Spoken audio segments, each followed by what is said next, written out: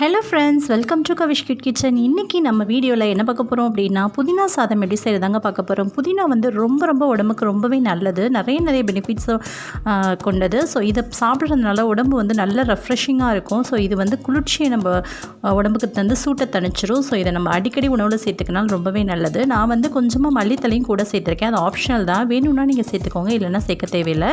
இப்போ எப்படி செய்கிறது நம்ம பார்க்கலாம். நல்லா தண்ணியில் அலசிட்டு ஒரு மிக்ஸி ஜாரில் புதினா தலை ஒரு கைப்பிடியும் கொஞ்சமாக மல்லித்தலையும் சேர்த்து அரைக்க ஒரு மிக்ஸி ஜாரில் சேர்த்துக்கலாம். சேர்த்துட்டு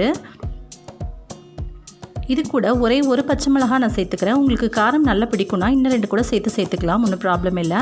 இப்போ வந்து இது கூட வந்து புளி வேணும்னா நீங்கள் ஆட் பண்ணிக்கலாம். நான் இன்றைக்கி லெமன் சேர்க்கறனால புளி ஆட் பண்ணலை. இது கூட 2 இஞ்சி துண்டு சின்னதாக சேர்த்துக்க போகிறேன்.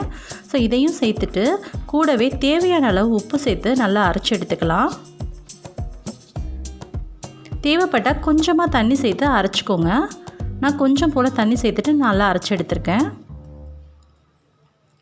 இப்போ அரைச்ச விழுதில் வந்து நம்ம விதைகளெல்லாம் நீக்கிட்டு லெமன் வந்து ஒரு 1/2 லெமன் நான் பிழிஞ்சு விட்டுக்கிறேன். உங்களுக்கு புளிப்பு நல்லா பிடிக்கும் அப்படின்னா நீங்கள் 1 லெமன் ஃபுல்லாக கூட பிழிஞ்சு விட்டுக்கலாம். ரொம்ப உங்களுக்கு புளிப்பு இருக்காது, ஏன்னா புதினா வந்து பேலன்ஸ் பண்ணிடும். எங்களுக்கு லைட்டாக மைல்டான புளிப்பு போதுன்றனால 1/2 லெமன் மட்டும் நான் பிழிஞ்சு எடுத்திருக்கேன். இது ஒரு பேருக்கு சாப்பாடு செய்யறதுக்கு உண்டான அளவுகள். நீங்கள் வேணும்னா அளவுகளை கூட்டவோ குறைக்கவோ செய்துக்கலாம். நான் இன்றைக்கி பேனில் நல்லெண்ணெய் சேர்த்துருக்கேன். நல்லெண்ணெய் வந்து ரொம்ப டேஸ்ட் நல்லாயிருக்கும் இந்த சாதத்துக்கு. வேணும்னா நீங்கள் நெய் கூட சேர்த்துக்கலாம், இல்லை குக்கிங் ஆயில், நார்மலான குக்கிங் ஆயிலும் சேர்த்துக்கலாம். இதில் கொஞ்சமாக ஒரு 1/2 ஸ்பூன் அளவுக்கு கடுகும், கொஞ்சமாக ஒரு பிஞ்ச் அளவுக்கு சீரகமும், 1 ஸ்பூன் அளவுக்கு கடலைப்பருப்பு சேர்த்துக்கிறேன்.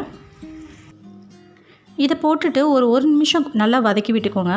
வறுத்ததுக்கப்புறமா நம்ம கொஞ்சமாக நட்ஸ் சேர்க்கலாம். கொஞ்சமாக வந்து நிலக்கடலையும் முந்திரி பருப்பும் குட்டி குட்டியாக கட் பண்ணி வச்சுருக்கேன், அதை வந்து இது கூட சேர்த்துக்க போகிறேன். இந்த அளவுக்கு. இது வந்து ஆப்ஷனல் தான், உங்களுக்கு விருப்பம் தான் சேர்க்கலாம், இல்லைனா ஆப்ஷனல் சேர்க்க தேவையில்லை, ஸ்கிப் பண்ணிக்கோங்க. நான் ஜஸ்ட் ஒரு டேஸ்ட்டுக்காக தான் சேர்க்குறேன். இதை சேர்த்துட்டு நல்லா வந்து வறுத்து விட்டுக்கலாம். லேசாக எல்லாமே செவந்து கடுகெல்லாம் வெடித்து வரட்டும். வந்ததுக்கப்புறமா நம்ம அரைச்சி வச்சுருந்த பேஸ்ட் இருக்குல்ல, அதை வந்து இது கூட சேர்த்துக்க போகிறோம்.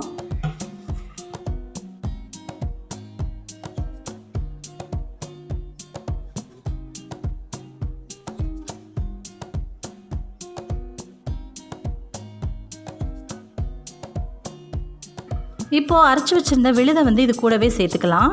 சேர்த்துட்டு அதில் தண்ணி சேர்த்து அரைச்சிருக்கோம்ல, அது நல்லா திக்காகி பேஸ்ட் மாதிரி நமக்கு ரெடி ஆகட்டும். அப்போ தான் சாதத்தோடு நல்லா ஒட்டி வரும், இல்லைனா மசாலா தனியாக சாதம் தனியாக பிரிஞ்சிரும். அதுக்காக தான் நல்லா வந்து பேஸ்ட் மாதிரி வர வரைக்கும் கொஞ்சம் நேரம் வெயிட் பண்ணலாம். ஒரு பக்கம் சாதத்தை வந்து வடிச்சிட்டு உதிரியாக வேணுன்றதுக்காக நல்லா பிளேட்டில் பரவலாக வச்சு ஆற வச்சுருக்கேன். ஒரு பக்கம் சாதம் நல்லா ஆறிட்டுருக்கு. ஆறினதுக்கப்புறமா இதில் போட்டு 1 நிமிஷத்துக்கு நல்லா கிளறினதுக்கப்புறமா அடுப்பு ஆஃப் பண்ணணும். ஃபஸ்ட்டு நல்லா நமக்கு பேஸ்ட் மாதிரி கிடச்சாச்சு. இது கிடச்சதுக்கப்புறமா நல்லா கலந்து விட்டுக்கோங்க. நல்லா கலந்ததுக்கப்புறம் இது மாதிரி பேஸ்ட் மாதிரி ரெடியானதுக்கப்புறமா நம்ம சாதத்தை இது கூட போட்டு பிரட்டி எடுக்க போகிறோம்.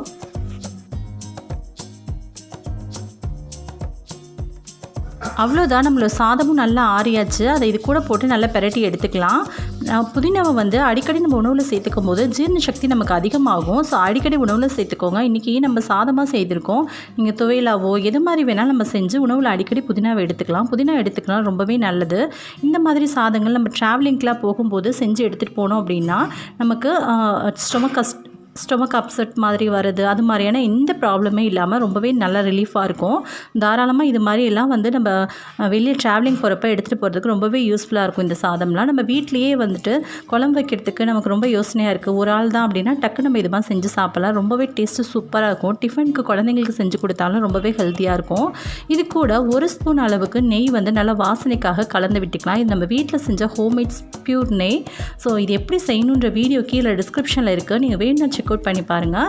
நல்லா கலந்து விட்டதுக்கப்புறமா சர்வ் பண்ண வேண்டியதா. அவ்வளோதான், நம்மளோட புதினா ரைஸ் சூப்பராக ரெடி ஆகிடுச்சு. நீங்களும் ட்ரை பண்ணி பார்த்துட்டு எப்படி இருக்குன்னு கமெண்ட்டில் சொல்லுங்கள். இந்த வீடியோ உங்களுக்கு பிடிச்சா லைக் பண்ணி ஷேர் பண்ணி மறக்காமல் சப்ஸ்கிரைப் பண்ணிக்கோங்க. தேங்க்யூ.